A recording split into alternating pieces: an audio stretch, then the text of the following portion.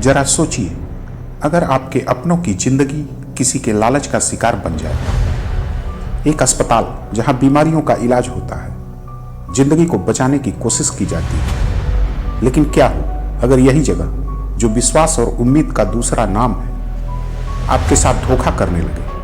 क्या हो अगर जिंदगी बचाने के नाम पर आपकी जेब काटी जाए और आपको इसका एहसास तक न हो। जी हाँ, आज हम आपको बताने जा रहे हैं एक ऐसा काला सच जिसे सुनकर आपकी आंखें खुल जाएंगी।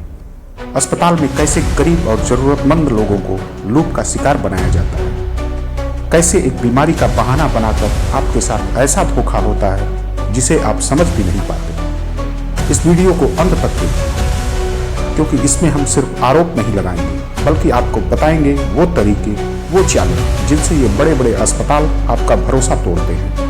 31 अगस्त 2017 गुड़गांव के फोर्टिस हॉस्पिटल में एक मरीज एडमिट होती है, जो कि एक 7 साल की बच्ची थी। उसका नाम आद्या सिंह था। उसे डेंगू था। हॉस्पिटल 14 दिन तक बच्ची को अपने पास रखता है और इलाज करता है, मगर 14 दिन बाद आद्या की मौत हो जाती है। हॉस्पिटल द्वारा आद्या के परिवार वालों को 16 लाख का बिल पकड़ाया जाता है और यह कहा जाता है कि आप पूरी बिल का भुगतान करिए और बच्ची का शव ले जाइए। सोशल मीडिया पर आवाजें उठने लगी। हॉस्पिटल के खिलाफ जांच बैठाई गई। जांच कमेटी ने यह पाया कि बिल बढ़ाने के लिए फोर्टिस हॉस्पिटल के द्वारा उस बच्ची को ओवर डायग्नोस्ड और ओवर ट्रीटेड किया गया था। 14 दिन में 660 सिरिंज लगाई गई थी। 14 दिन में 1600 ग्लव्स का भी चार्ज किया गया था। जो शुगर स्ट्रिप 10 से 15 रुपये की मिलती है, उसका चार्ज 200 रुपये किया गया था। जब नेशनल फार्मास्यूटिकल प्राइसिंग अथॉरिटी ने इस मामले की जांच की तो पता चला कि आद्या के बिल में डिस्पोजेबल सिरिंज का चार्ज 200 रुपये किया गया था, जबकि वास्तविक दाम 15 रुपये था। ग्लव्स का चार्ज 75 रुपये लिया गया था, जबकि वास्तविक कीमत 9 रुपये थी। आखिर ये हॉस्पिटल किस तरह मरीजों को अपने जाल में फंसाते हैं और अपना धंधा चलाते हैं। हम यह नहीं कहते कि सभी हॉस्पिटल ऐसे हैं, कुछ सही हैं तो कुछ गलत भी है, और जो गलत हैं उन पर यह बातें लागू होती हैं। आद्या सिंह के मामले ने पूरे देश में हेल्थ केयर सिस्टम की नैतिकता पर सवाल खड़े कर दिए। जांच एजेंसी ने जो आरोप लगाए वो यह थे कि इलाज के नाम पर अनावश्यक टेस्ट और दवाइयों का इस्तेमाल किया गया।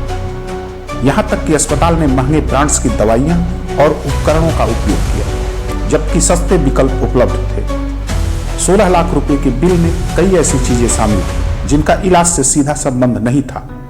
हर रोज चार्ज की गई ग्लव्स और अन्य उपभोग सामग्रियों की कीमत अकल्पनीय थी। इस घटना ने भारत में हेल्थ केयर सिस्टम में पारदर्शिता और नैतिकता पर चर्चा को जन्म दिया।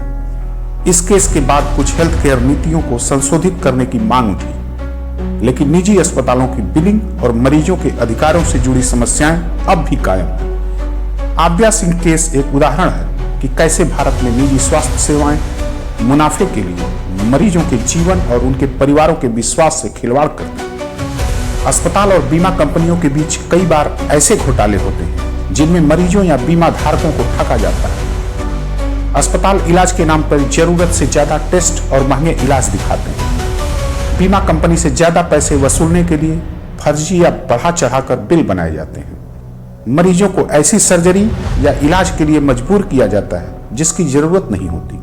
इसका मकसद केवल बीमा कंपनी से ज्यादा क्लेम लेना होता है। अस्पताल अपनी इन हाउस फार्मेसी से दवाइयां देते हैं जो बाजार मूल्य से कहीं ज्यादा महंगी होती है। यह अतिरिक्त खर्च बीमा क्लेम में जोड़ दिया जाता है। बीमा एजेंट और अस्पताल मिलकर पॉलिसी धारक के नाम पर गलत क्लेम करते हैं और पैसे आपस में बांट लेते हैं। एक ही इलाज के लिए अलग अलग बीमा कंपनियों से 2 बार क्लेम किया जाता है। आज के दौर में इन सब चीजों से जागरूक रहने की जरूरत है। अस्पताल जाने से पहले इन सब चीजों की बारीकी से जांच करें। अपनी बीमा पॉलिसी की शर्तों और नियमों को ध्यान से समझें। बिल और रिपोर्ट जांचें। अस्पताल से मिले सभी दस्तावेजों को ध्यान से पढ़ें। शिकायत करें। अगर कोई घोटाला महसूस हो तो बीमा कंपनी और उपभोक्ता अदालत में शिकायत दर्ज करें। इस प्रकार के घोटाले रोकने के लिए जागरूक रहना बेहद जरूरी है। भारत में कुछ मामलों में यह देखा गया है कि अस्पताल में मरीजों से अनावश्यक परीक्षण करवाए जाते हैं, जिन्हें टेस्ट स्कैम या मेडिकल फ्रॉड कहा जा सकता है।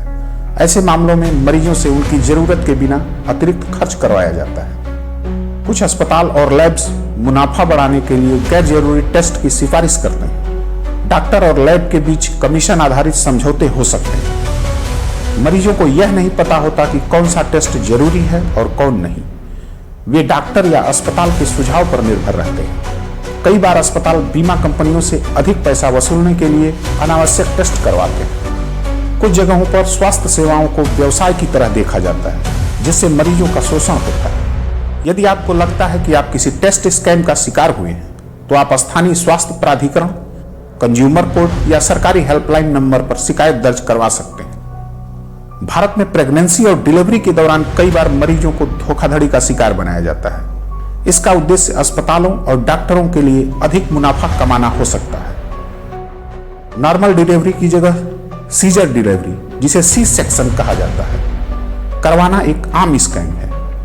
यह ऐसी स्थिति है जब अस्पताल या डॉक्टर मरीज को अनावश्यक टेस्ट, दवाइयां या सर्जिकल प्रक्रिया जैसे सी सेक्शन के लिए मजबूर करते हैं, जो वास्तव में जरूरी नहीं होती। गर्भावस्था के दौरान मरीज को बार बार गैर जरूरी अल्ट्रासाउंड, ब्लड टेस्ट या अन्य महंगे परीक्षणों के लिए कहा जाता है। गर्भवती महिलाओं को बिना जरूरत महंगी दवाइयां या सप्लीमेंट्स लेने के लिए कहा जाता है। सर्जिकल डिलीवरी अस्पताल अधिक लाभ कमाने के लिए सामान्य डिलीवरी की बजाय सर्जिकल डिलीवरी करवाने की सलाह देते हैं। आइए अब समझते हैं नॉर्मल डिलीवरी और सर्जिकल डिलीवरी में स्कैम कैसे होता है।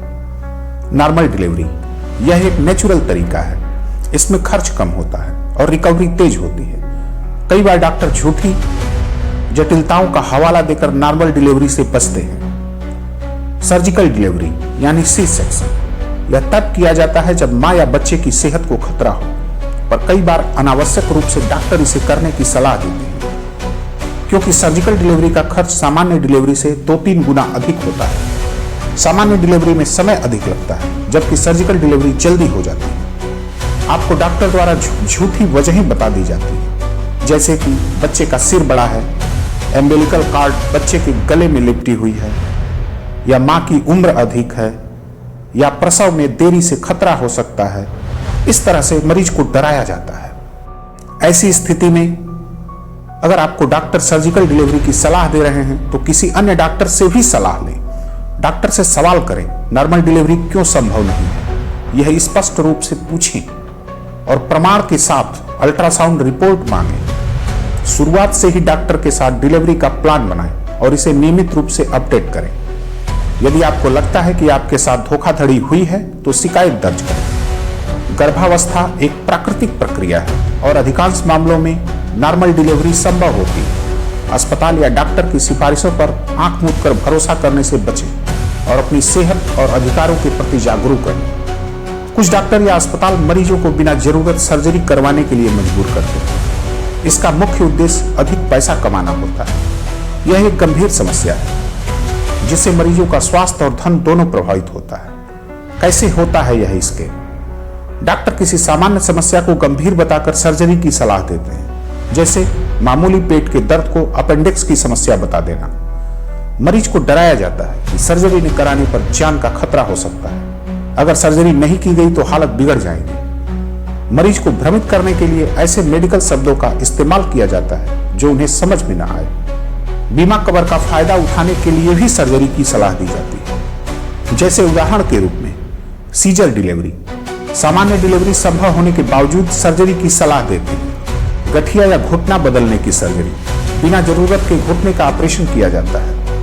मोतियाबिंद हल्की समस्या को गंभीर बताया जाता है। इसे एक उदाहरण के रूप में समझते हैं। मुजफ्फरपुर बिहार, एक बच्ची प्राची कुमारी, उम्र 12 वर्ष, उसके पेट में दर्द शुरू हुआ। परिजन अस्पताल लेकर आए। डॉक्टर ने कहा अपेंडिक्स है। अल्ट्रासाउंड कराने का सुझाव दिया गया। अल्ट्रासाउंड में भी अपेंडिक्स होने की बात कही गई। उस बच्ची का ऑपरेशन किया गया, मगर अपेंडिक्स नहीं निकला। 1.5 घंटे तक ऑपरेशन थिएटर में छटपटाती रही बच्ची। परिजनों द्वारा डॉक्टर से यह पूछा गया कि अपेंडिक्स नहीं था तो पेट क्यों चीरा गया, तो डॉक्टर ने कहा अल्ट्रासाउंड के आधार पर ऑपरेशन किया गया। परिजनों द्वारा हॉस्पिटल के ऊपर कार्रवाई की गई। मैक्सिमम केसेस में सर्जरी की रिक्वायरमेंट नहीं होती। मैं इस बात से पूरी तरह सहमत हूं कि मैक्सिमम डॉक्टर्स स्कैमर नहीं हैं, लेकिन जो हैं उनकी वजह से पूरी डॉक्टर कम्युनिटी का नाम खराब हो रहा है। इस स्कैम से बचने के लिए डॉक्टर बनने की जरूरत नहीं है, बस समझदार और जागरूक बनने की जरूरत है।